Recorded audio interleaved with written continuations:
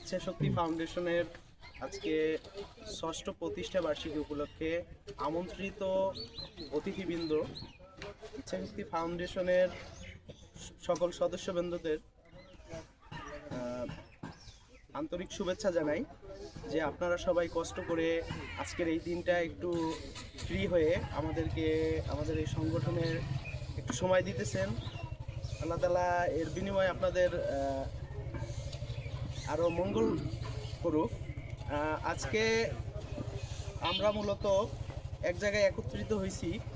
আসলে আমরা বিভিন্ন কাজে এক একজন জড়িত, হয়তোবা সময় হয় না যে এক জায়গায় আমরা একত্রিত হব, কিন্তু আজকে আমাদের সংগঠনের ব্যানারে আমরা এক জায়গায় একত্রিত হইতে পারছি।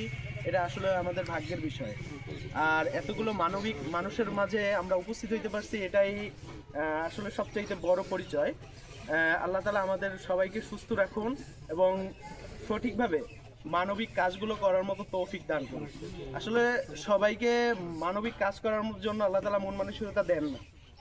আমাদের যাদেরকে দিছে, আমরা আসলে আল্লাহ তাআলার কাছে দোয়া করি যারা আছে আমাদের ভাইরা, তারা যেন আমাদের এই সংগঠনে যুক্ত হয় অথবা যে কোনো মানবিক সংগঠনে যুক্ত হয়, সমাজের পিছিয়ে পড়া মানুষগুলোর পাশে দাঁড়ায়, সেই প্রচেষ্টা আমরা চালাবো।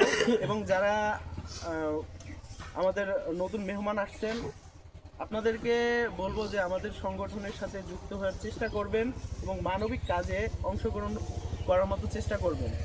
এগুলো আমি আমার ক্ষুদ্র বক্তব্য শেষ করছি। আসসালামু আলাইকুম।